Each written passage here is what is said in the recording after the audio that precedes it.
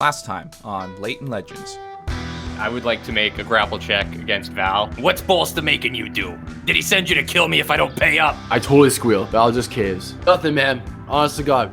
He just asked me to follow you. That's all he asked. 100%. Got any love for Bolster? None. Alright, so I'll let Val down and be like, even on the streets, you don't know who you can trust, right? So. But as you continue down what appears to be the entrance hallway, you notice that there are lights at the end of the hallway that are going. Is that you guys? Are you okay?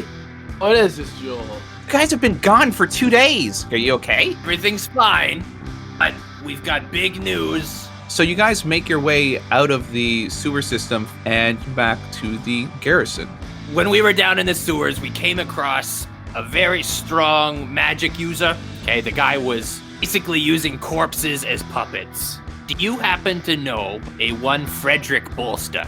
You guys know Bolster? I owe him massive debt. Jesus Christ, you owed a debt to the biggest crime lord in the city and you're on the garrison guard staff? Joel, I am just as upset as you are. Listen, guys, this is above my pay grade. Yeah, we have to go see Captain Jen. You want to earn our trust? Val, Mordechai, you are to remain at the garrison compound for the next 2 days. Val, you are to hand over any illicit drugs that you have for confiscation. I will allow you to spend time with Nathan, the artificer, to begin exploring the idea of increasing the sentience, perhaps, of some of our automatons. You are dismissed. Dismissed. Dismissed.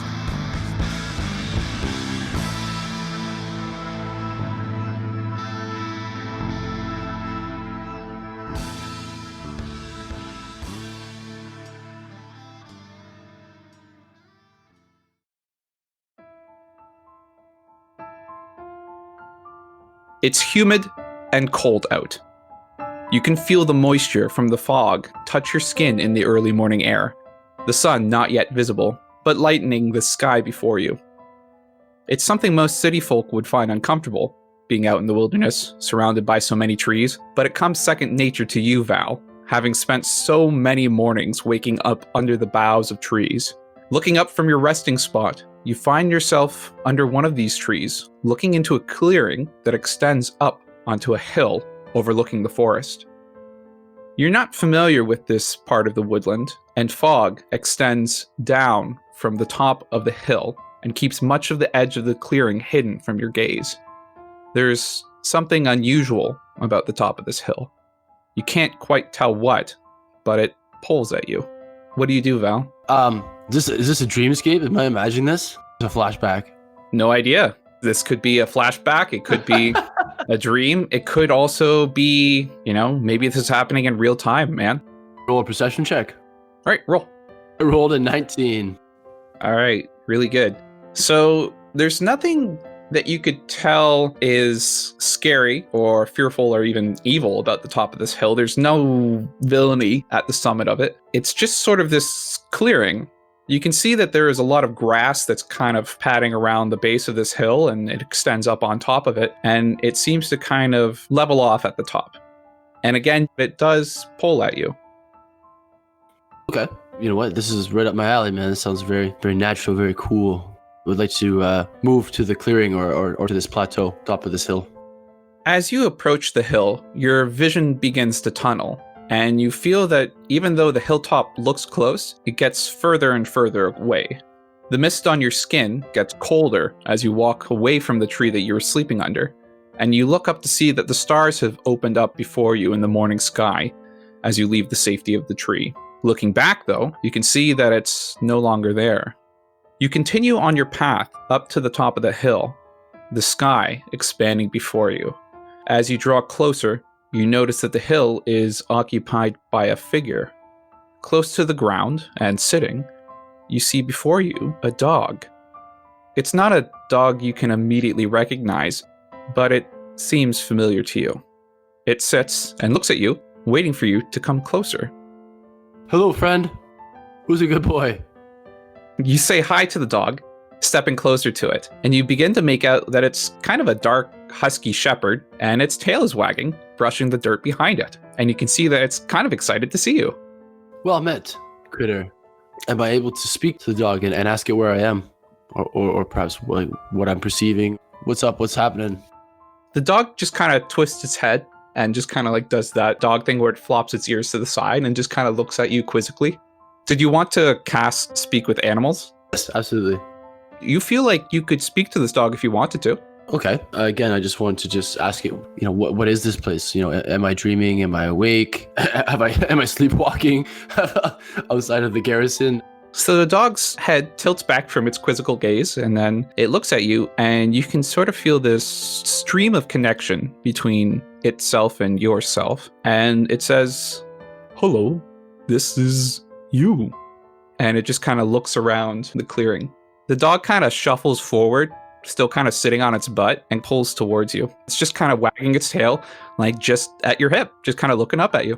I like to pet it. Awesome. The dog really likes that. You kneel down and you start brushing your hands through its thick fur around its neck, scratching behind its ears, and the dog seems really excited and very happy. And bending down, you look into its eyes. They're kind, and there's a lot of love in them, as it is with most dogs. As you reach out to it, the dog jumps forwards into your arms. It kind of presses its paws up against you, and you feel a deep kind of embrace, insofar as dogs are capable of embracing humanoids. But then the momentum carries the dog forward, and you feel it moving through your body now. Its warm body passes through yours, as though you were nothing more than a breeze in the wind. As it does, you notice that the fog surrounding you seems to pull in the direction of the dog's momentum. Turning around, you see that the dog has continued its movement into a soft jog away from you and towards the edge of the clearing. Looking over, standing under the boughs of some far-reaching tree, stands a young boy. He's about 3 feet tall, a youngling by elven standards, and you can make out a mop of blonde hair split on either side by pointed ears. The dog runs up to the boy, and the boy kneels down to give the dog a hug. Standing up, he looks away from the forest, and both the boy and the dog look at you standing up on the hill by yourself. Their gaze lingers on you, and you feel a deep, piercing connection with them. Then the boy takes a step backwards and turns, disappearing under the darkness of the forest. The dog pauses and turns away from the boy, looking at you one last time. Then it returns its focus to the boy and is gone from sight. It's a moment that you stand there, watching where the figures once stood.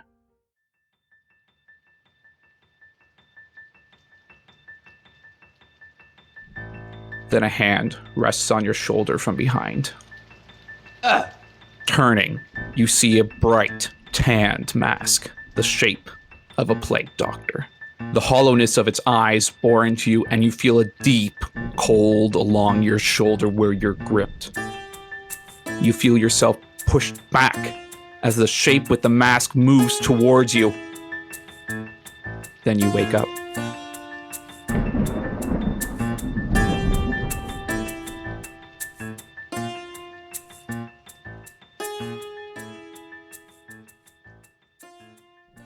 I'm in the infirmary, I take it, in the garrison? You open your eyes and you find that you are in the infirmary.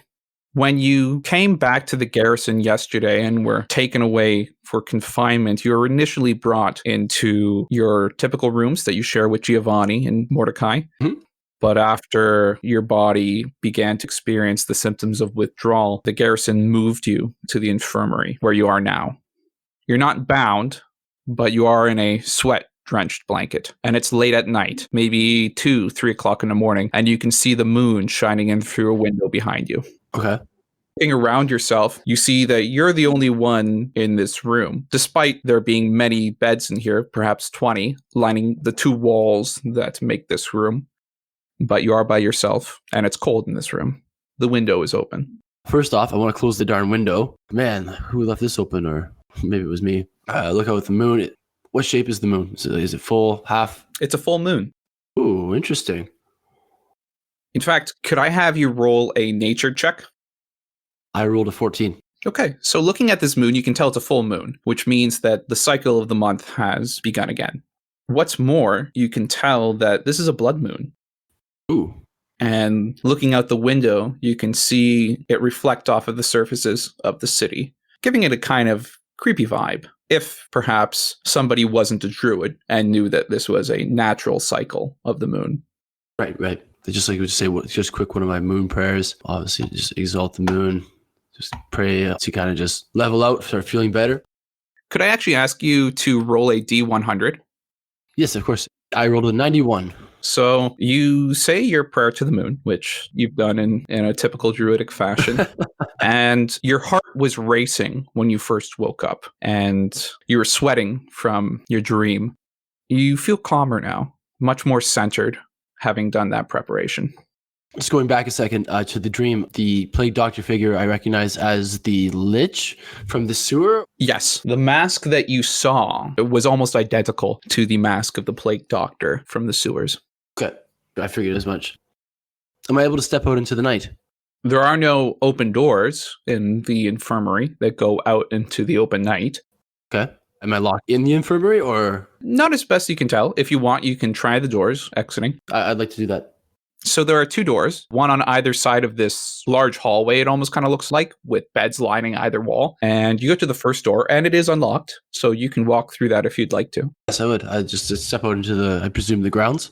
No, actually, you step out into what seems to be some kind of entrance room, a secretary room where someone would sit and take notes on patients and things like that. And you can see that the room is warm, both in physical feel, but also there's candlelight that is emanating from the desk just in front of the door as you step forward. And you see that there is a guard that is sitting there reading a book. Okay.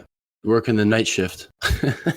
Yeah. And in fact, he hears the door opening, assuming that you're not trying to do this quietly, right? No. Okay, so he notices that the door is opening because it's right next to where he's sitting. And he turns and faces you and he says, "Hey, Val, little late for a stroll, don't you think?" Yeah. I mean, I suppose so. What time is it, sir? It's about 2 a.m. Oh, okay. How long have I been out for? I guess most of the afternoon, I suppose. Yeah, I'd say maybe about 8 hours now. Okay. If all right with you, am I allowed to go out and just walk the grounds a moment? Yeah, you're the only one here. I'll come out with you. And he sets his book down and he pulls out a packet of cigarettes from his pocket and he starts walking with you to the other end of the room where there is a door that opens out into the garrison courtyard. As you guys step out into the courtyard, it's again late at night and there's a full moon out there and he pulls out a cigarette and a match and starts having his 15-minute break according to Renlin Employment Standards Board, formerly the Renlin Ministry of Labor. It's a committee now. Yeah. He turns to you and offers you a cigarette. I accept the guard's cigarette, I guess. Yeah, he's a guard. He passes you the cigarette that he had lit up, then he pulls out another one for himself and lights it with the same match that he was holding. Whoa, COVID, dude. No, I'm just joking. I'm just going to just disclose it. Like, hey, I'm sorry if I was acting odd earlier. You know, it's been a long time since I've been without my psychedelics and things. So this is almost sort of a new experience for me. I'm not entirely sure what to expect. I'm kind of joshing with this guy and having a smoke with him. I just want to quickly inquire, like, what we do with contraband. Well, most of the time it's taken from whoever has been apprehended, and then just like anything else, whether it's drugs or arms, they're taken to the storehouse.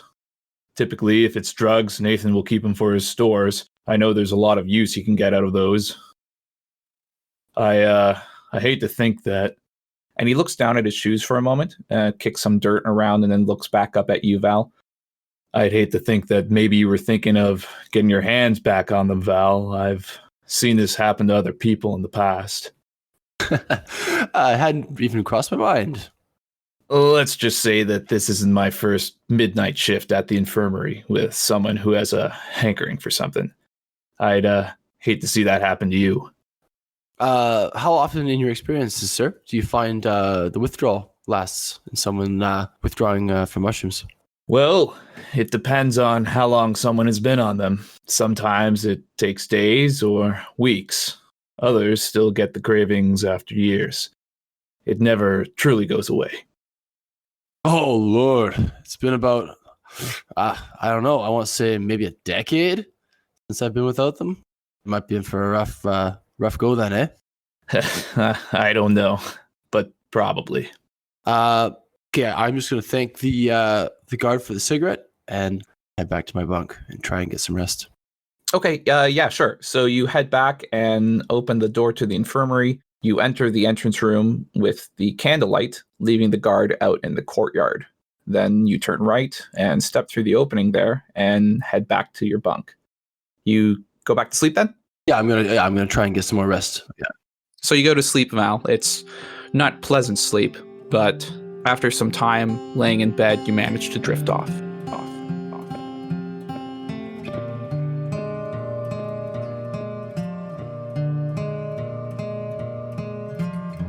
It's a new day, the first day after returning from the sewer system. Val has been quarantined from you guys. There's one night where I was supposed to work all the way through the night. At Nathan's? Yeah. It may just mean that you are now heading back to work after only a few hours of sleep instead of a full night. I haven't even gotten changed, just fell asleep in my coat. And your mask, which you emphasize you always sleep in whatever this mask is. That does not come off. So you get up and you leave your dorm in the garrison and you start making your way towards the garrison storehouse. You look out into the courtyard and you can't see really hardly any guards out there. So the sun is just cresting over the horizon and you can hear ambulance noises in the background as, you know, the city is dealing with things. Looking around, you can kind of see actually some, not guards, but maybe one or two servants that are kind of walking around the halls, people who are like responsible for, you know, getting breakfast started in the kitchen. And looking out into the courtyard, you can actually see that there are some people kind of running to the storehouse and then maybe leaving the storehouse after they find that it's locked and heading off to other areas of the garrison. But there's very little activity. Okay. Wait, I saw people check the storehouse and see that it was locked, so Nathan's not there yet. Perhaps. I guess I better go take a peek. So it's 5:55 in the morning, Brennan. Okay. Oh, Christ, this is early. Okay. Is there anybody by the main gate? I mean, not that you can see. There's like a little guard post that's there, but it's not open to your viewing, so you have no idea if somebody is in there or not. Okay. I'm gonna play it safe for now. I'm gonna go over to the storehouse. I'm gonna get the door, see if I can look through the window, see if Nathan's there. Okay, it's now 5:59 and 59 seconds, and you knock on the door. You feel in your gut, you don't have a watch on you because maybe watches don't exist. I don't know. But you feel in your gut that it is now 6 o'clock in the morning, and you knock on the door, and there's no response. But you turn around quickly, and you notice that Nathan is actually behind you. Hey, He's walked up behind you without you noticing. Morning. gotta be careful, man. Good time. Oh, I almost stepped on you.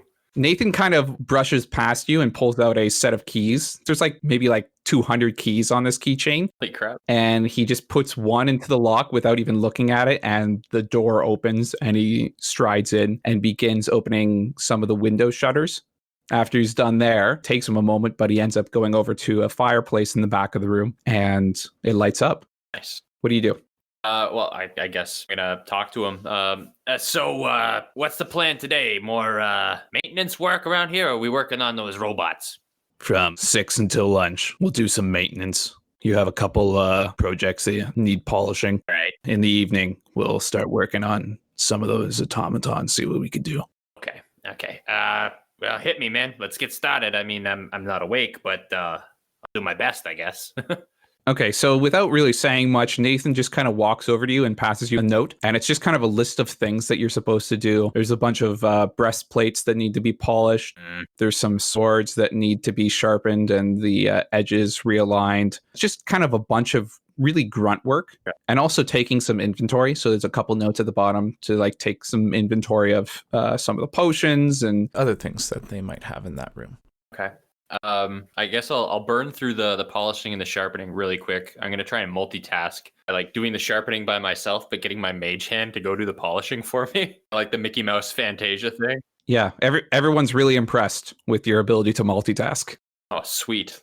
That's me. I'm really good at this. Mordechai, the great. Nathan may not even notice any of the work that you're doing. He's very much involved with his giant book that's sitting on his desk. He's a chronicler of items. Well, he's not really paying attention to me, though. Well, you don't know that.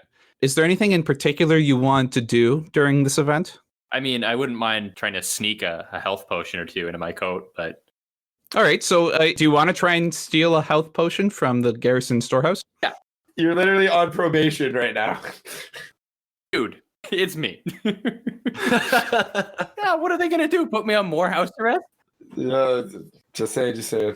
Don't poo-poo. Let Mordecai make his own mistakes. Exactly. So the mage hand is going polishing, and I'm gonna use it as a distraction to maybe knock a couple of the breastplates over Sure. in the other side of the room, and then I'll see if I can slip one into my coat in like one of the inside pockets. The breastplates knock over, and without missing a beat, Nathan's like, Clean that up. Okay, I'll be right over. and roll sleight of hand. Okay. 20. The dirty 20. All right. You managed to slip a tiny vase of health potion, what we might commonly refer to as a common health potion, into your pocket. Mordecai's going to rush over and he's going to start tidying up the breastplates. And I'll call over to Nathan and be like, So, you do all the magic related things for the gods here? Yeah, pretty much. Oh, I mean, what magic do you use the most? Like, I'm more of a caster blaster, you know, see more of a write things in a book kind of guy to me. Enchantment. Seeing as I'm stuck here, I mean, I'm not stuck. I love being here. This is great work. You're stuck here. Would I be able to maybe, I don't know, do like a 2-day apprenticeship with you at the same time? Nathan looks up from his book and looks at you. It seems like he's kind of weighing the idea in his head. Do you want to roll a persuasion check? okay, I'm going to use my Tides of Chaos. It is 6 o'clock in the morning. Got to burn through that. Part of me really wants Nathan to like me. I don't know why. It's because he's like a father figure. He's completely uninterested in you and what you do. So the first one I rolled was a 5 plus 3, so it was an 8. The second one was an 18. Okay. So Nathan is looking at you and he says, You're under house arrest right now. Maybe another time. So not a no, just a later. Okay, I'm cool with that. I'm going to get back to work. I'm going to go. Then I'll just hurriedly get back to my list. okay, so part of your agreement with spending your time at the garrison was that you were going to try and work with Nathan to see if you can help upgrade some of these automatons that you have to make them a little bit better at scouting, which was kind of the main problem that these automatons have. They're mostly figures that kind of hold their shields up and swing their swords forward, but they don't have much autonomy other than those very basic functions. You spend part of the afternoon working away at these, and Nathan comes over every so often, steps down from his stool, and takes a look at what you're doing and provides some suggestions. Let's see how well you're able to actually get anything out of these. Okay. So like I'm talking to Nathan, it was like, university, I learned this spell. I've never been able to use it. Clairvoyance. You send out an object, it can see for you, and you can be like a mile away. You can see what it sees, or you can hear what it hears. I don't want to do that. So you send a normal god out with like a platoon of these guys. You send the automatons out, and they can send visual information back. Nathan's kind of looking at you as you're telling him your intentions, and he's like, okay, Do your best. I'm going to ask you to do 2 checks then.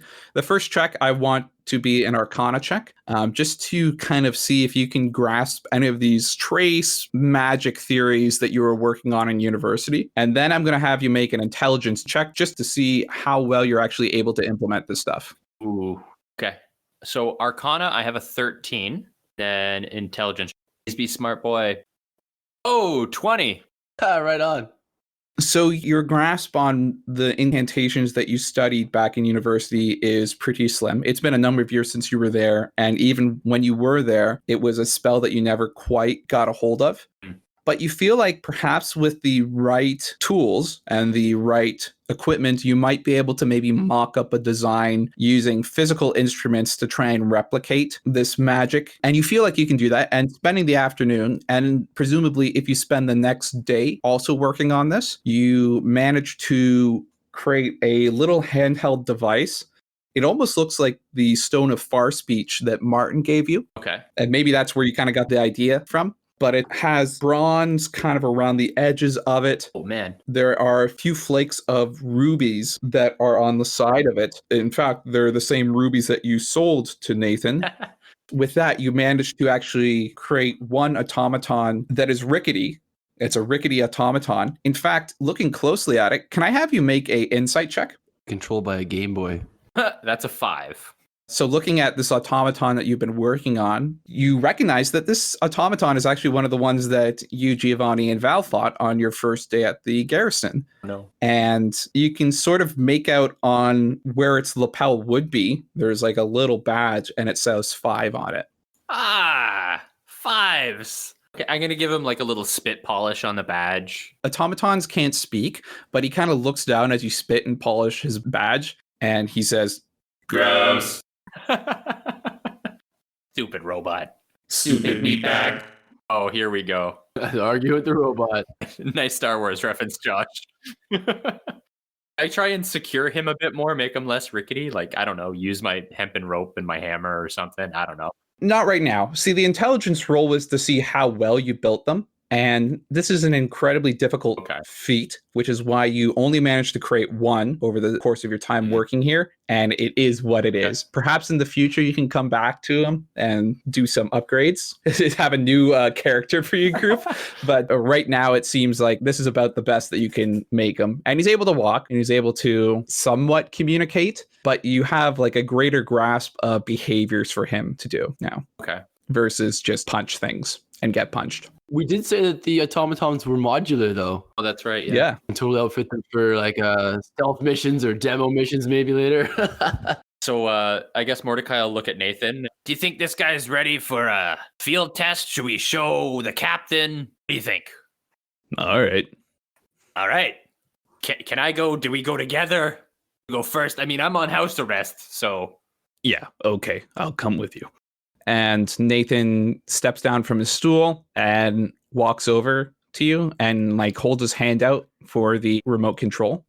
Okay. I'll give it to him. Why not? Okay, so he holds the remote control, he presses a little ruby crystal on it, and then the automaton stands up from where you were working on it on the desk and starts clumsily walking towards you as you step out the front door and head towards Captain Jen's office.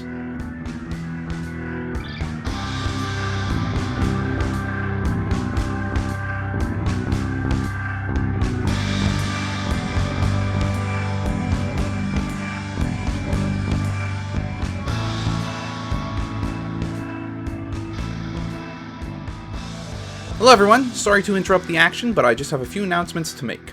Again, thanks to everyone who's been listening to the last few podcast episodes. It's super exciting to see these episodes coming out and people listening to them, and people seem to like them a lot. If you're interested in becoming a character in Leighton Legends, please like and share this podcast on Facebook, Twitter, or Instagram with the hashtag LateandLegends, lowercase, all one word. You can tell we haven't had a lot of new characters in the last episode, but I do have a lot of characters coming up, so lots of names will be needed. This week, you'll have met Brother Steve, who is named after a friend of the show, Steve Jags. Thank you, Steve, for sharing the show. Please share this podcast, and you might find yourself in the adventure.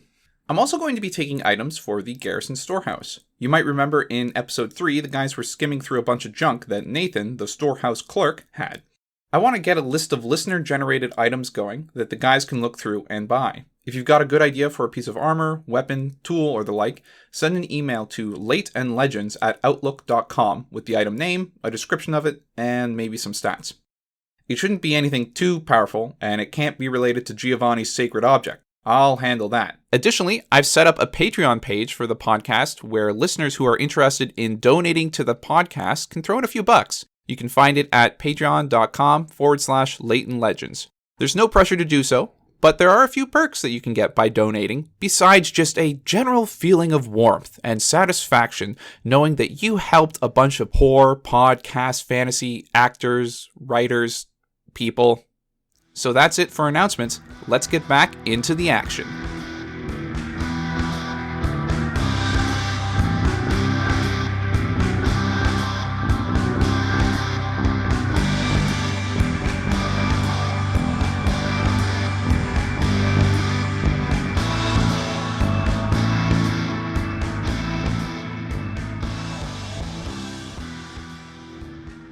John, you brought up the idea of maybe visiting your sister?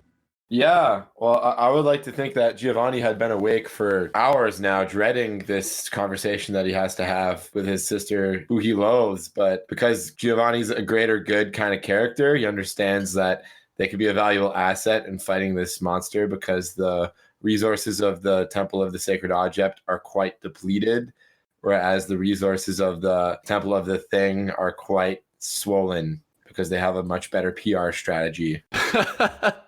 Yeah, there's a bunch of signs around town that just kind of look like posters, and it just says "Play with your thing" on it. Get a feature-length play called The Thing. Yeah, Giovanni tries to just ignore all kinds of propaganda, but thinks it's an evil tool used by evil people to manipulate other people. But like, if we're gonna have any chance of defeating the Lich, then we're gonna have to get some allies. So, describe to me how this takes place. What is the story that brings you to the temple? So the first day of my buffoon party's house arrest, I'm not on house arrest, so I can do whatever I want, and I plan to. I did a lot of thinking, a lot of soul searching after being afraid of the Lich. I was so afraid of that I do a lot of soul searching, and between my level 2 and level 3 level up, I kind of realized that maybe the best way to get through life isn't to be confrontational and assertive about the ways of the sacred object, and maybe seeking out allies and trying to make friends with everyone would work out better. Although my friends in my party both being involved with criminal underworld is kind of a blemish on my spotless record. Maybe that's what has pushed you to do this soul searching, is realizing that the people that you associate with are not perfect people and that nobody's perfect. I kind of think that Giovanni's mind doesn't really work like that. I think because of the situation he's found himself in, it's actually weathered his resolve to be resistant to making new friends, but strengthened his resolve in like lacking of trusting people. But he started to see that the one thing he did learn from his party is that he could manipulate people based on kind of how they treated people around them and Giovanni himself, as he's been used as a tool many times, but he's okay with that. So I guess after the first day when he talked to Commander Jen, he just woke up at the crack of 5 a.m. getting ready, polish his armor, because he was basically going to go on a peacemaking mission to the other church to find some paladins. You're polishing your armor probably with some Senior Clean, and you look over from your bunk and you can see that Mordechai is still asleep. He wakes up in 55 minutes. Definitely still asleep. From experience, the best ratio of Senior Clean to get a good armor polish is 15-1. 15 parts water, 1 part Senior Clean. Mix them together, you get a nice even sheen if you put it on with circular motions. That's funny. You should bring that up to Nathan sometime. Maybe he'll have some additional information about Senior Clean. Ooh. Yeah, I don't think Nathan's going to be too busy cleaning armor. You know, he dabbles in the storehouse. All right, fair enough. All right, so you wake up in the morning and you polish your armor and you look over at Mordecai's snoring face and you do what? I would like to leave the guardhouse and make my way to the church. All right, you're making your way downtown, walking fast. This is fast. Slowly. Kind of nervous about the whole thing, and I kind of don't want to go, but I know I have to for the greater good. Fair enough. Kind of don't know what to expect because I've never been into another center of worship before that I haven't destroyed. So, like, does the tree count as like a holy place of another religion or no? It's a sanctuary, dude. Of course it is. Called Sanctuary. So you manage to leave the garrison early in the morning, and just like what Mordecai would see later that same morning, there's just a few people kind of running around, seem like they're trying to get the day started. And you walk out into the courtyard and you take a hard right and follow that way out to the rest of the city, leaving the garrison behind you. You're walking down the streets and you notice that people all over the city are starting to get their day together, and some traders are entering the town. It's pretty early in the morning, but some people like to come early to get a good spot at the marketplace. And you make your way through the city and you stand before the great temple of the Order of the Sacred Thing. It's maybe around 6:30 now. It takes a while to get there, and much of the city has started moving and getting up by this point. You notice that there seems to be a bunch of activity happening at the temple. A double door blocks your entrance into the building. However, you know it to be open, as this is the first day of the Temple of the Sacred Things fortnight. Their fortnight beginning on a different day than your own respective temple. As such, you know it to be their holy day, which is a day of ceremony and sermons. Do you enter the temple? Giovanni will attempt to participate in the ceremony the best he can, and I assume the trappings of this church are similar to his own, but a little bit different. So he might kneel at the wrong time or stand at the wrong time, but he's going to make an honest to goodness effort to appeal to whoever might be there that he's genuine about respecting their thing. Well, that's certainly character development. Entering the temple, you are struck by the sheer number of people who have packed themselves into this building. Oh, so even the temple of the thing gets a map, but my temple doesn't even get a map? Let's see how it is. This is the real deal, John. This is actually a thing. Typical. Wow, there are so many people here. Yeah. This actually took me a lot of time to imagine even more people, if you can, because it was just too much to copy and paste all those people. So people are pushed up against the stone walls and are trying to be careful not to touch any of the blue banners that line the hallway leading up to the center of the temple. The room is silent other than the occasional shuffling of feet and a cough here and there among the audience. In the distance, you can hear a voice speaking loudly, but you can't quite make out the words. There's a clearing by the doors where you've just entered, and as you do, a studious woman in perhaps her 30s approaches you. Welcome to the Order of the Sacred Thing. Are you here to join our sermon today? Good day to you. I'm actually here to see one of your paladins. Will they be available before the service? Well, what is the name of the paladin? Mames du Chambray. Mames du Chambray. And she pulls out a book and is kind of going through it, flipping a few pages. Ah, yes, Mames is here today. She is overlooking the ceremony in the back of the room. If you wish, I can bring you to her. Oh, that would be delightful. Here I thought I would have to endure the entire sermon, but this suits me just well. I don't know what you mean by that, but I can bring you to her. I'm a one-dimensional NPC. This is what I was made for. You walk down the steps leading further into the temple, following the NPC in front of you. The two of you pass by many other NPCs crowded around the entrance to the main chamber, straining to catch some of the dialogue coming from the speaker there. You kind of make your way to the edges of the temple, working your way around the people, trying not to disturb as many as you can. And you walk past and you enter a large room. And in the center of the room is a large platform that looks like just really a giant stone table. But the table is left empty. There's nothing on it. But in front of it is a podium and a man standing before it, speaking out to the audience that is in front of him. He has orange hair and kind of a blue frolic to him. And you can make out some of the words that he's speaking to the audience. Verily, brothers, sisters, and all those in between, the time of the great unboxing is fast approaching. The thing comes for us all, and all will be judged. Are you one who seeks to stand over the box? Or are you one who seeks to hold up the heavenly cardboard which encases the thing? Are ye yet still? Will ye be tempted to open the box? The thing knows all and will judge all accordingly.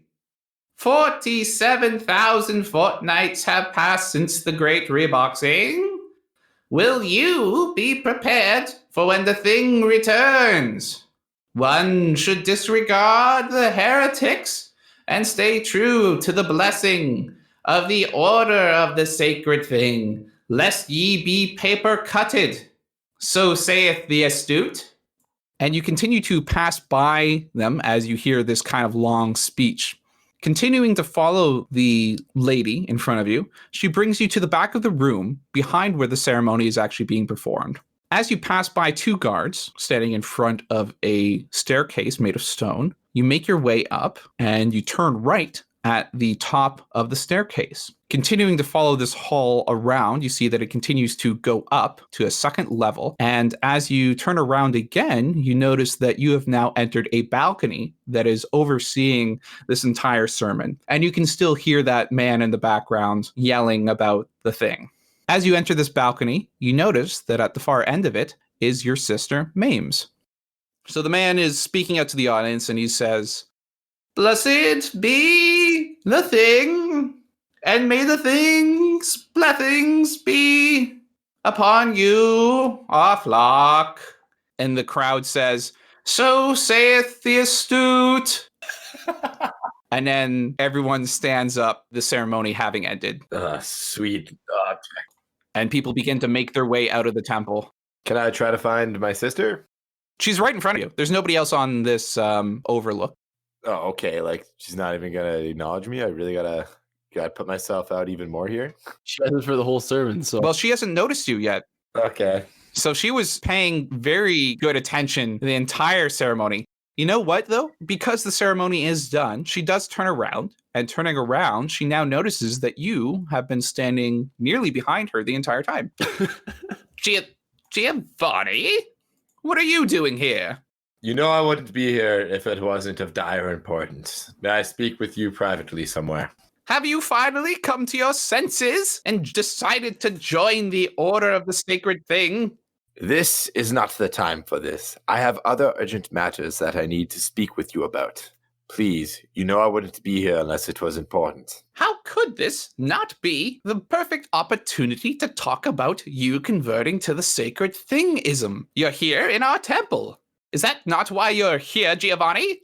Did you just say thingism? Yes, that is the name of our organization. I could swear that just a fortnight ago it was called something else.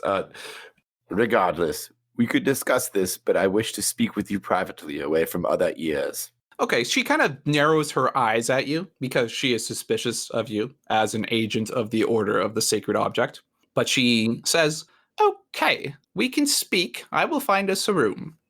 And she leads you back down the stairs and back through the hall that you came through, most of the people having left now. You continue walking past the podium and past the vigil at the center of the room, and you make your way to a clearing where a staircase descends downwards and opens up into what seems to be some kind of office. Entering it, you can see that there is a woman that's inside that seems to be studying at a desk.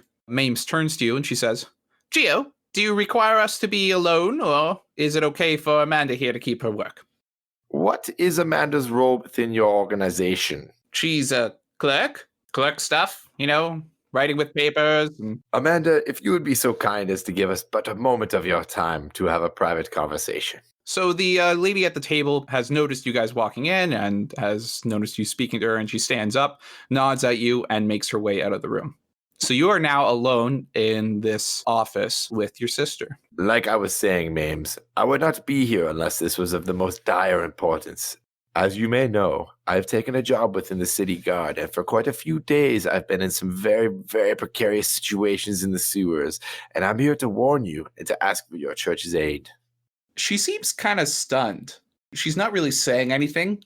Her mouth is just kind of open, and she's just gawking at you. You want the aid of the temple of the Order of the Sacred Thing? You, Giovanni, want this. Please, Mames, this is very difficult for me to admit, but the power of my own holy organization has been quite diminished over the years, and you have taken quite a bit of our best fighters into your sect here. But I've recently sworn a new oath. Is there a way to in-universe drop that I'm level 3 now? What would you say for that? Or just that I've taken my paladin vows? Rite of passage. Whatever. Explain about the quest. Having a quest thrust upon you. Mames, I appreciate you hearing me out here. Me and my companions were cleansing the sewers of some unrighteous things when we happened upon a very, very, very perilous situation which involved evil. Evil I've never seen or thought to be real in this world. Mames, have you ever heard of a lich? Mames she thinks about it. You can see that she's pondering what you've just said to her, and then she turns to you and says, no, I can't say that I have. Imagine a being so terrifying and so evil that it has the potential and power to wipe out all good life in Renlin and raise an army of unholy dead that could wipe out the entire realm. Gio, is this another one of your jokes? I don't know what you're talking about. I'm literally humorless, and I've never made a joke before. No, I'm fairly certain that you have at least a 13 in charisma. Getting meta here, guys. I would like to roll an intimidation. You want to roll intimidation. Yeah, I do. All right. 15. All right. Listen, Mames, this is not a joke. This is very serious. And I cannot stress to you enough how shaken I was by this experience and how I'm coming to you for aid because I believe it's the righteous thing to do and the only thing to do. So please hear me out and try to understand where I'm coming from. This doesn't really seem like intimidation. This seems more like persuasion. Sometimes I think if I yell the persuasive thing, it just becomes an intimidation. I'll take a 17 in persuasion. So Mames turns to you and she says, okay, I'm willing to hear you out. That being said, my expectations are that this isn't real and you got hit on the head maybe too hard when you were in the sewers, was it? You were in the sewers with the garrison? Yes, and that is a fair assumption to make, and usually I would be angry if you said something like that, but it is quite astute of you to say that. I'm willing to hear you out. Describe to me what happened. Well, my companions and I were exploring the sewers, trying to vanquish whatever disturbance had lingered there. We uncovered a conspiracy which involved disappearing vagrants and ratsmen being arisen from the dead. Magic of which I'd never seen before, nor thought to have existed. And then, as we tried to make an escape, we met a fellow by the name of... Oh, shoot, I forget his name. Marty. But he gave me a magical rock. Marty. Anyway, Marty lives with a giant tree in an interdimensional traveling prison for evil beings. He gave us this rock to communicate with him that I am quite entranced by. In fact, let me see if I can get him on here. Hey, Marcy, do you copy? Hopefully the church doesn't block the reception. Yeah. Yeah, it's silent. Never mind the stone. It didn't work for my friend, and it's probably not going to work for me. And it's probably not helping me make my case to you right now. But do you have any scribes or scholars here who have wisdom of ancient knowledge that may be applicable to our current circumstance? Well, perhaps Brother Steve might have an idea of what you're talking about. Would I be able to have an audience with Brother Steve? I think we could arrange that, considering the circumstances. And with that, Mames turns around and she leaves you in the room for a second as she steps out. It takes a few minutes, but she returns, and when she returns, she does so with the same orange-haired man who was performing the ceremony earlier that day. Mames turns to you, and she looks back at Brother Steve, and she says, Brother Steve, this is my brother, Giovanni, of the Order of the Sacred Object. Giovanni, this is Brother Steve. He is one of the heads of our administration here at the Order of the Sacred Thing. Perhaps you can describe to him what you've told me. Brother Steve, that was quite the oration you gave earlier, but I'm not here to pay you compliments. I'm here to scare the pants off of you. I have been led to believe you have knowledge of old. Got to do my Steve voice. Well, I seem to have recalled quite a few things. What is it that you would like me to know about? Does the word lich mean anything to you? Ah! Steve takes a step back and holds his hands to his chest and his other hand reaching out almost to push you back. Not a lich! Yes, the very same. I've told my sister here about the circumstances of my visit, but I assure you that there is a very real and very dangerous threat, and I've sought out the assistance of the most powerful church in Redland to aid me in a quest to vanquish a great evil. Steve puts his hands down and he says, Most powerful church, eh? Our oldest books have mentions of liches, but we did not think they existed any longer. The last recorded lich was almost 46,000 fortnights ago. So saith the astute. Yes, so saith the astute. I would not have believed it myself if someone had told me, but I swear to ye on my oath of the crown, my oath as a paladin, and my oath to the object, that what I am telling you is real and quite frightening. I would hope to receive some aid from your organization to defeat this evil. tell me, tell me, Paladin Giovanni of the Order of the Sacred Object, have you brought with you any proof of a lich in our very city? I have no real evidence, but perhaps your church does work with the homeless population of Renlin? We are known to perform services for the homeless and destitute, but I don't know what you're telling me. Have you not had any of your good works people tell you that there's been a sharp decline in the populations of people requiring your services? Well, things have been financially a little bit better. We're not spending as much. I haven't received any word from my underlings that there are less homeless. Is that what you're saying? Brother Steve, I understand that you have quite a high standing within this church, so the comings and goings on of the people who actually do the holy work of your thing might not concern you. But I am sure that if you were to ask those people, they would report strange things happening with the most vulnerable population of the city. The vulnerable are some of our best converts. That would be good to maybe investigate there, but I don't know. Well, what are you asking of me, Paladin Giovanni? What do you wish from us? Right now, preparations are underway to organize a force of brave warriors to face a great evil. I was hoping to ask for your permission to take some of your strongest, bravest, wisest, and most powerful fighters to help vanquish a foe and achieve a great glory for your church. Perhaps this is a sign of the great day of unboxing, that the end times are nigh. I mean, it only makes sense with the days of unboxing approaching us, does it not? Perhaps we can look into this for you, Giovanni of the Order of the Sacred Object. Can I have you roll a persuasion attempt? Come on, big money, big money, big money, big money, big money. 11. I'll tell you this, Paladin Giovanni of the Order of the Sacred Object.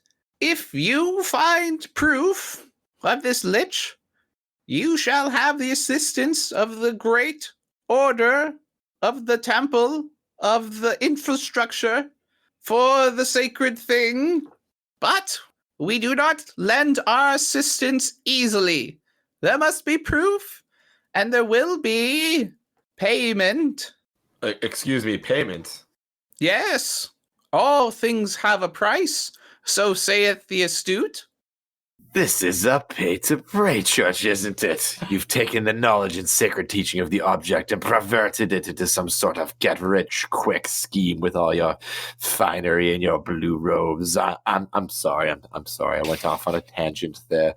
It's just hard for me. You understand what I'm going through right now, brother.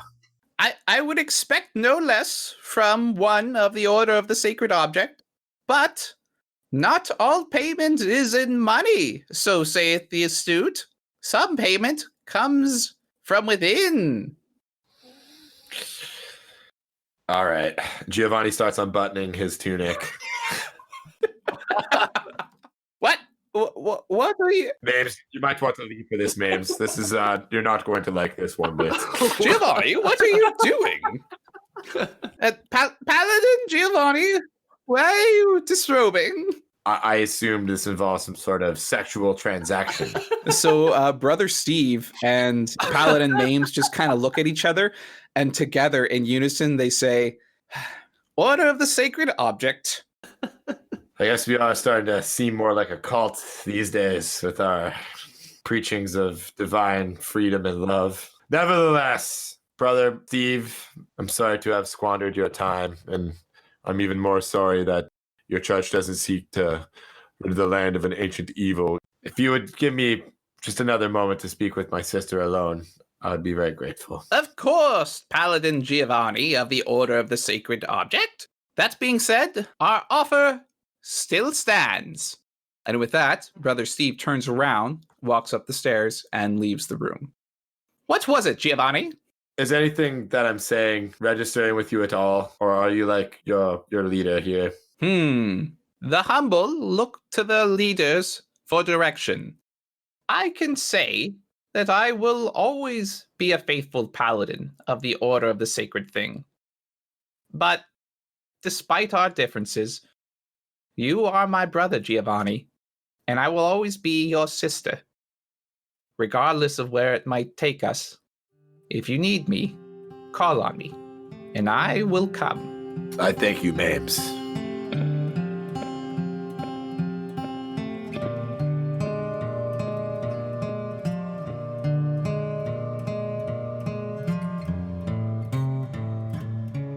Is it possible for me to go perform a cleansing ritual at my bargain bin church? Possibly. I don't have a map for that. Do we want to have a bathing scene? It looks the exact same. Yeah, it's the exact same. It's just all in red. Like really run down in different colors. So Giovanni, you leave the temple of the sacred thing, and you stand outside for a second, and you literally just turn around and walk inside the same temple, and all the people are gone now. For whatever reason, all the flags are now red instead of blue, and it seems much more run down. You don't know how it happened. There's like a broken glass on the floor, and there's like a crummy old monk standing there, and he's trying to clean it up. And you make your way inside the temple and to one of the sanctified areas of the church to complete your cleansing. One difference between that church and this church is that there's no depiction or symbols except for question marks. Even those ones are like very low key. Like there's nothing extravagant about it.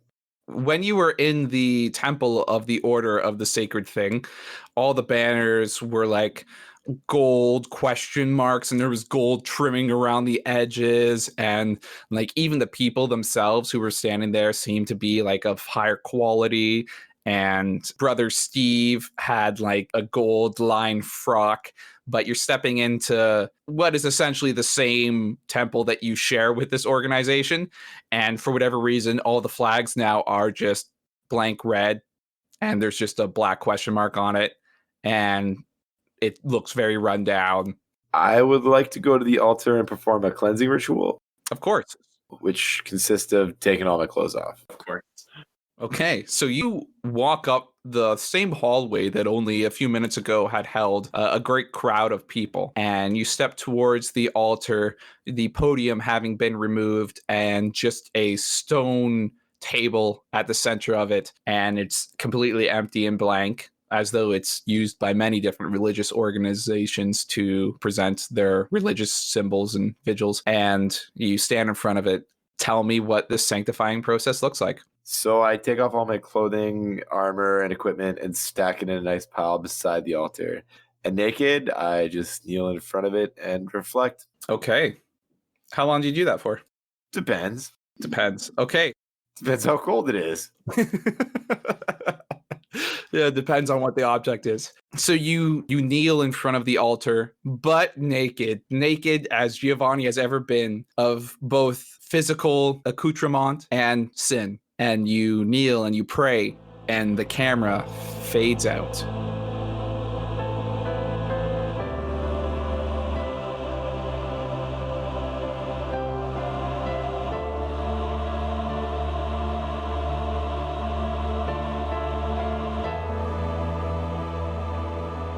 We return now to the three of you, I presume, back at the garrison. Giovanni, having put his clothes back on, enters the bunk room that you share with Val and Mordechai. Mordechai laying in his bed. Val is not in that room at that time. How are your days? Gio. Sorry, I didn't sleep too well there.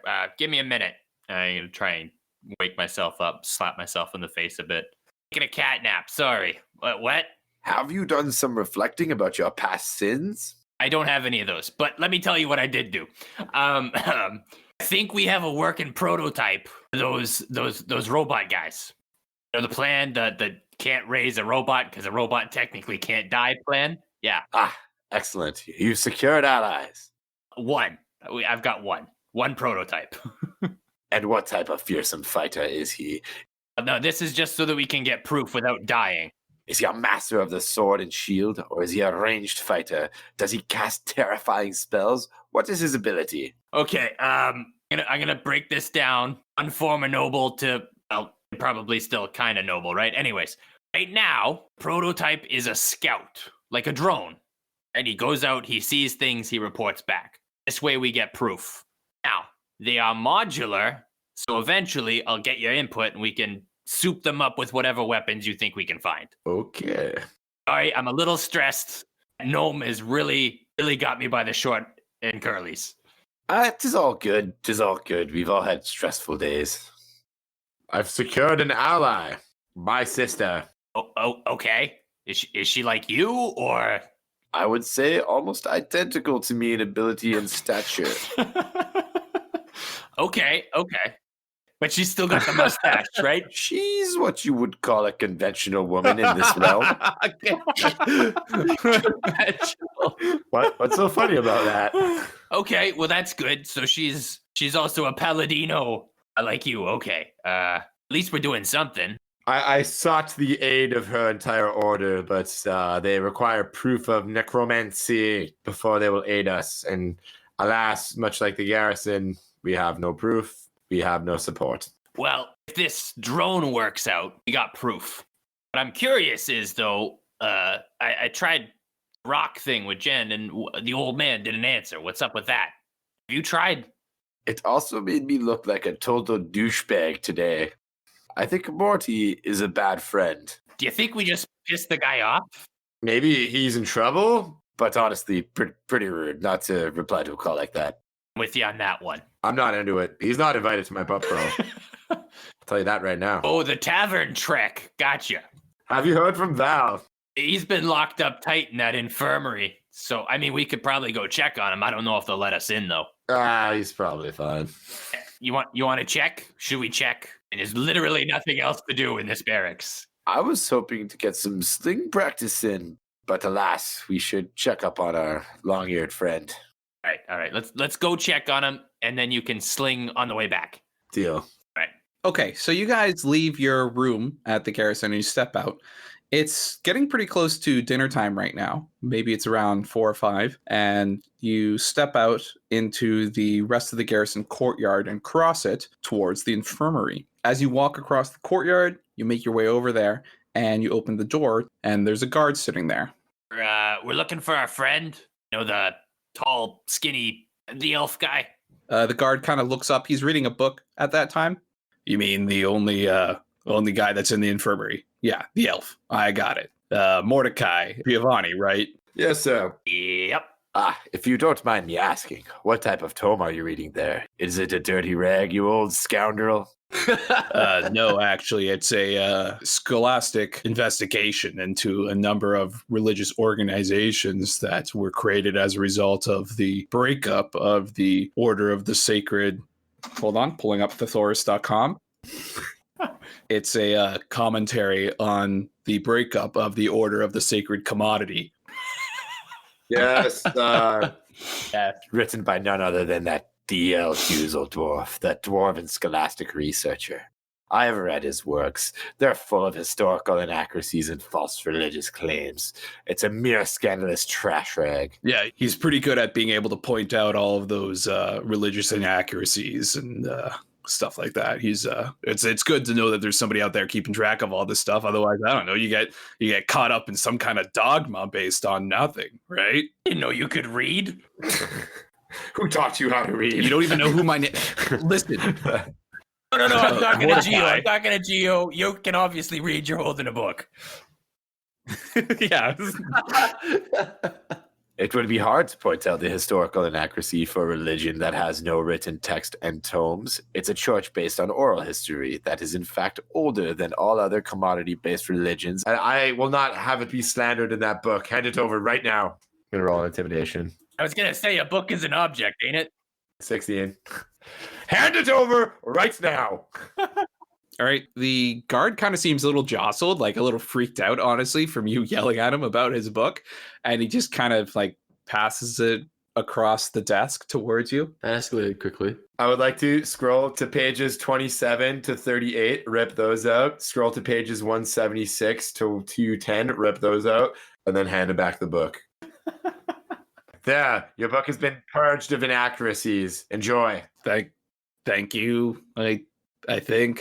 Did you just come here to ruin my book, or like, why are you here? I believe we came to check on our pointy-eared friend, the drug addict. I'm sorry, Val. Right. Yeah. Val's in. Can I emerge at this point? I obviously I've heard all this commotion going on at the front here. I'm laying in bed, my head's spinning. Roll a perception check. Can I come out and be like, what the fuck is going on out here? Like, Making too much noise for his withdrawal headache. Can it be at disadvantage because you're in withdrawal? 100%. I would do that. Yeah, I'll That was, accept this. So I rolled a 22. You're lying in bed and your ears prick up as you hear the scoffing and yelling of Giovanni from the room next door. And you're welcome to get up from your bed and go investigate that if you would like to. You can clearly distinguish that it's Giovanni, though. He has a very distinct yell. And you make out words like sacred object and blasphemy as you cross the infirmary room. I know exactly who's come to call. So I just come out and say, by all that's holy in nature, what in the hell is going on out here, guys? Gio's doing his zealot thing. I don't know. I've just come here to visit a friend in recovery. Got real angry at a book. That's true. What have you guys managed to accomplish? I've just been laid up. I'm still kind of, I'm still a little groggy, but Gio, go first. you guys fill me in on the deeds? Mordechai here built a robot and I reconnected with my sister. How is your recovery going? I did have a very strange dream the other night, and I wanted to explain about the lich and the dog and the child for what it's worth. Very fascinating. All right, you had a dream where the lich was a dog. No, it was just present. It snuck up on me. The dog was a present. Somebody gave you a dog. I would like to think so. I'd like to think that the dog was a good omen. I did see the lich again in my dream. Oh no. Perhaps just withdrawal. I mean, it's not a bad omen, right? I mean, you see a dog in your dream and it's friendly. I'm sure that's a good thing. So you saw something else, you said? The lich, obviously. Ugh. Terrifying. It snuck up on me, and I hope it's not an omen, perhaps, of evil rising. So the guard has just kind of been sitting here the whole time, and he looks at you guys and he says, Do you guys want some privacy? This seems like a weird conversation you're having here. Yeah, I think you want some privacy. I'm just going to leave. Most Don't definitely. mind me. And he stands up and he just kind of awkwardly shuffles past Giovanni. Like Giovanni's really close to the door and Mordecai's on the other side of him. So he just does his awkward kind of shuffle between the two of you, makes his way to the door and steps outside. On the way out, as the guard's leaving, can I just ask if I can go? My friends are here to collect me.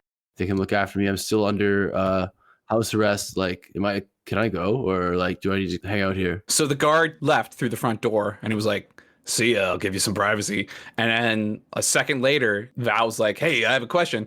And the guard pokes his head back in. He said, what was it? You want to leave? You're welcome to walk around the courtyard, but you can't leave past there. Oh, okay. So let's go out to the courtyard, I guess, and walk around, give you some fresh air. Yeah, yeah. Okay, so you guys walk out the courtyard, and there's the guard just standing at the door that you just saw. And he said, I just left to give you guys some privacy. You're going to walk around the courtyard? All right, fine. All right, see ya. Did we catch this guy's name? No, you never asked. He's been in 2 scenes thus far. Him. Nobody cares. Anyways, it's probably Joel too. I don't know. Joel's brother. All right, so you guys are walking around the courtyard. It is just before dinner, as I mentioned before. So it seems like there aren't a lot of people out here practicing. In fact, those guards that you do see seem to be making their way towards the kitchen. So we kind of got a plan, I guess. It's just taking a lot more time. So as Gio said, I made a robot that can send visual information back to a guard that's holding its remote. And we can send that into the sewers to look around for proof. And then I think Gio said something about his sister coming to our aid if we have proof. So, I mean, it's a start. If we are able to secure sufficient evidence, the Church of the Temple of the Thing Incorporated, I can't follow their name. It changes every fortnight these days. They have offered to pledge their aid to us. But in the meantime, my sister has agreed to help us find proof. Val, you lived all alone out in the woods, right? You didn't have anybody else? More or less. I mean, there'd be the odd traveler, perhaps, but often very long periods of solitude. You have animal friends or something? I think all animals are my friends. No, but physically around in the city. To be honest, I haven't really encountered too many animals in the city. There's the rats in the sewer. As the odd street rat here and there, maybe the odd street cat, a stray dog, but no, not inside. No, I really. was only asking because it would also make a good scout, but I don't know. I'm just spitballing. I don't know what's going on. I've been working 2 nights in a row. I say we capture one of those undead whores and put them in a box and bring them all the way back to King's Land. All the way back to the temple and open the box in a dramatic fashion. Kick it over. Here's your proof. You're proposing to go back to the sewers then, Giovanni? Gotta get to the sewers first. Are we able to, are we able to leave before too long, or? Imagine Jen would tell us. I'd like to propose a cunning plan. We just walk away and see what happens. Okay, but here's the thing. I concur. You have your sister, and if we get proof, we've got your order. Not my order. If we get proof, we also have the guard. Josh, when I went with Nathan to talk to Jen, did she seem at all impressed? So how I was playing that off is that you hadn't actually seen Jen yet. Oh, okay. So you were leaving to go see Jen with Nathan on day 2. I see this as the end of day 1. So you haven't actually finished working on your automaton yet. After your discussion with each other, you each head back to your dormitories. Val, of course, heading back to the infirmary where he's spending the night. And each of you, even Val, gets a good night rest, waking up in the morning. It's this morning where Mordechai spends his time with Nathan working on the prototype for the automaton. And it's also this morning that he leaves the storehouse and begins to make his way over to Jen. It's maybe late morning by the time that you finish up some of your final touches on the prototype and you leave the building with Nathan, him holding the control for the automaton. Do you grab Giovanni and Val before you head over to Captain Jen? Yeah, so I'll ask Nathan, my compatriots, would it be okay if they came with? I believe Val, his house arrest is finished today too. As we'll get it all done at once. Nathan turns to you and says, Okay, I'll meet you at Captain Jen's office. and Nathan walks away from you with the automaton following clunkily behind him. I'm training in the yard. I'm shirtless, lifting weights, like doing all kinds of crazy yard stuff, just getting real Hard stuff. getting real cut and just working on my sword play, lifting weights and just hanging out with the boys, slapping each other's behinds and just like, yeah, it's like the volleyball scene in Top Gun every morning for Giovanni that he doesn't have to work. He's got some buddies that he's always just like working out with and just just having a good time. Manhandling. Ooh, phrasing. Dio! Sorry guys. One more Yelling set. over at One him. more set. Just sweating, shirtless. Just gonna wipe himself down and put his tunic on and join Mordecai. My God, could you please put something on? I just did. I just put my tunic on. Yeah, but you're sweating through that. You put your breastplate on. Just look good, okay? We're going to see the captain. Okay. Boys, can you watch my armor? I have an important meeting. They go, yeah, Gio, anything you want.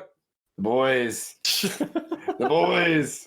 Let's hear it for the boys. They're like my cool friends that I haven't told about the Lich because I'm afraid they'll think I'm a weirdo and not hang out with me anymore. I'm surprised they don't already think you're a weirdo, but that's okay. Jude doesn't want to hang out with us weirdos. I feel like I'm buttering up these guardsmen to like trick them into helping us later because they're all dumb like me, but I'm a little bit smarter than your average dumb guard, Work that charisma. Work that charisma a little bit. I know. All right, Gio, we'll see you later. We'll see you in the showers, boy. Gets a little smack on the ass. I'm just not enjoying my little like sideline here about my adventures and just broing out with the guards and All right, Gio, we'll catch you in the showers. And then like one of them pulls out a towel and just kind of rings it around and like it hits it at you, like he's whipping it at you. Oh, you. Gotta grab Val. Oh yeah, Val. I told you not to talk to me when I'm hanging out with my cool friends. Oh, and has anybody seen Joel? That's a good question, Mordecai. I haven't seen that slippery that our lieutenant in quite some time. It's highly sus. I mean, he's probably just busy, but I'm just saying, you guys have done nothing to go and find Joel. So, like, Joel's probably working, doing something. And you're just kind of like, oh, it's suspicious. it's kind of suspicious. He's our lieutenant. He might already be in the shower. He's in the showers. He's literally our handler. He should definitely just be here to make sure that the two people on house arrest haven't escaped yet. You know what? Let's grab Val. We'll go in there. We'll bad talk Joel, and then yeah. All of a sudden, Joel's head just pops out a window. He's just on the second floor of some building somewhere, and his head just comes out a window. He's like, "What was that, guys? You guys okay?" Nothing. Oh, we're fine. Big changes. Okay, I'm gonna go back to do my paperwork. I got a lot of paperwork I gotta do. You guys make a lot of paperwork for me. All right, so let's go grab Val. I left AMA, but I totally bummed a smoke off the infirmary guard. Yeah, so you walk over to where the infirmary is, and Val is out front with the guard there and smoking a cigarette. And he's kind of in like a house coat, like a white like hospital gown. Waving in the wind. You're not sure if it's the gown that's waving in the wind or if it's Val himself who lacks the tenacity to be actually able to stand up in the wind. All right, Mordechai, you have the audacity to tell me to put my clothes on, but we're just going to allow Val to visit the captain wearing a hospital gown. Go help him get dressed. I gotta get in there. Meet me in there, okay? I'm trusting you with this. Yeah, so the three of you, Val still smoking a cigarette, walk into the inside of the garrison and you make your way to the office of Captain Jen. And when you get there, you see Mordecai at the door waiting for you two to join. And you don't see Nathan or the automaton anywhere. But you knock on the door, I presume, and you enter the room where you see Jen sitting at a desk and Nathan standing near her, talking to her, and the automaton behind him. I'm gonna walk on over, I guess. I expected that you would arrive. Right on time, boss lady. Good evening, Commander Jen. All right. Well, Mordecai, I can see the automaton that you have created. It seems to be a good improvement in theoretical aspects on our training bots. Yeah, I had a whole presentation here. 1 second. And he like pulls out some little pieces of parchment that are like presentation card stock. If you will look to my right, this is the Drone 5, or as I like to eloquently call it, the D5. It comes with a gilded remote. As you can see, it has many ruby buttons, controlling all of its features. Flips this card. No, that's not the right one. 1 second. Next card. It has the ability to see things and send an image back to the person wielding the remote. And that's apparently where I gave up writing and or fell asleep. I'm sorry. Well, very good presentation, Mordecai. Thank you.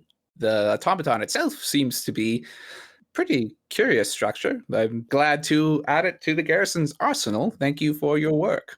I gave all of the notes to Nathan. We can reproduce these pretty easily. We have to get a couple of pots, though. Well, we'll see about that. I'm not going to give you an army of robots, Brennan. Oh, it's for the guild. It's not for me. Yeah. Now, on to more pressing matters. After some investigation, we have determined that you seem to be innocent of Bolster's associations. So, your backgrounds have checked out. As such, we can relieve your 2-day house arrest. It seems that you may be, as you have indicated to us, simply victims of some of his more nefarious actions. So, good news on that front. However, our guards did investigate the sewers. Lieutenant Roger and his constable entered the sewers and found no trace of rat people, corpses, liches, or portals to the other worlds. So I'm not quite sure what to make of that. Well, he didn't know where he was going, obviously. You gotta take one of us. We know the exact route to where we saw him. I did bring proof of rat people. I sold the tails to the company store. Nathan nods as you say that and says, "He did sell me some rat tails." And Captain Jen turns to you guys and says, "Well, if there were rat people down there, there's no sign of them anymore, other than perhaps the rat tails that you provided us with.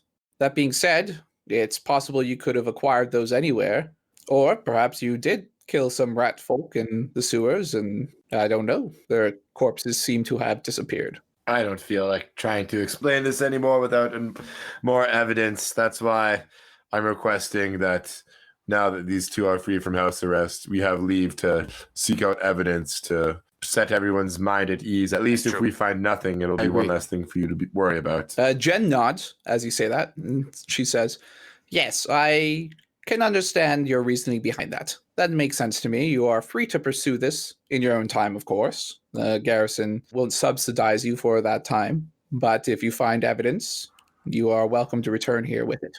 Speaking of subsidies, today's payday, right? Yes, it is. Indeed, it is. And she kind of rolls her chair back a little bit, steps off of it because it is a chair built for a human and she is a halfling. So she kind of pops down onto the ground and reaches into one of the lowest drawers, pulling out a set of keys to open it, and opens the drawer and pulls out 3 bags of gold. And she sets them on the desk, gets back up on her seat, and she turns to you and says, it is indeed payday, so you are given your 3 sets of 100 gold for your contributions to the garrison this week. Additionally, I've made sure to add a additional 10 gold for your trouble with the rat folk that you claim to have fought. Giovanni's tails being kept as proof for your actions. So each of you have received an additional 10 gold pieces each as commission on top of your already 100 gold paycheck for this week. Thank you kindly, Commander Jen. Jen turns to you, Val, and she says, how are you feeling, Val? I'm standing there. I'm just kind of finishing my smoke from the guard. I'm standing there in my hemp hospital robe and, just well. Oh, crap, I gotta go pay Bolster. And then he covers his mouth. Jen caught that, and she looks at you, and she said, I understand that you do have an agreement with Bolster, and you're required to pay off your debt with him. There's not much that I can do standing in the way of that. However, in order to distance ourselves with any dealings with Bolster, I suggest that you do this during your own free time and make sure it is not connected to us. Okay. Further point, since I have to go there anyways, hypothetically speaking, is there anything that would help you guys with the Bolster problem since I have to go to his office directly anyways? Jen takes a beat. Our problem with Bolster and Mordechai, this is above your pay grade, and I'm going to level with you. It's not something that I necessarily feel comfortable sharing with someone who is an associate of Bolster's. But our problem with Bolster is that we do not have a lot of legal standing to take him down. Bolster is a slippery character and manages to find his way out of a lot of traps perhaps we set for him. Not that the garrison or the city has ever set a trap for an enterprising character such as Fredrick Bolster. Gotcha. However, if you were to, in your dealings, in your own time that are unassociated with the garrison, ever come across any illicit activities or proof of them by Bolster, the garrison would be very interested in that. All right. I hear you loud and clear, lady. I got you.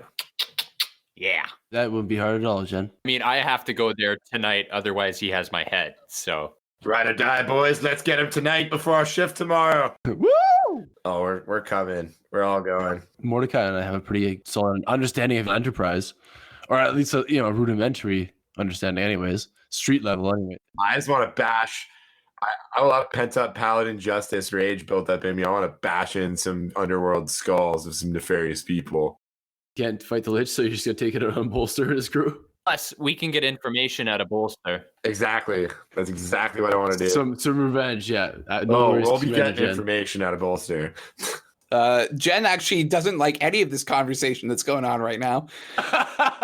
So Jen actually turns to you, Giovanni, and she says, you better keep that in check, okay? You better not be flying off the rails, Giovanni. Yes, ma'am. Should we start calling her Chief? What are you going to do? I meant that not as a challenge to you. I meant that in the... Jen opens up a box that's sitting on top of her desk and pulls out a cigar and lights it up and starts smoking. It's a very smoke-heavy episode. She also mentioned that she's too old for this shit. Yeah, she does say that. She says, I'm getting too old for this shit. It's been a long 12 years. And she looks out a window. It's a really good thing she hasn't given us any badges, because she'd ask for your sword and your badge back right now. Yeah, I'm going Who's to have that? to get you guys badges so that I can say that line at some point. But maybe if this old bolster thing goes well, they'll make us special commissioners. Detectives. You know, maybe we'll get a little promotion with the city guard. Yeah. Jen looks up from her cigar and turns to you and says, "Time will tell, Giovanni. Time will tell." All right, so do you guys leave Jen's office yet? Yeah. Yeah, safe to say, yeah, we're happy. Okay, so the three of you turn and you leave Jen's office, leaving Jen mostly befuddled. Just like most of your conversations, the NPC is left befuddled and confused by what just happened.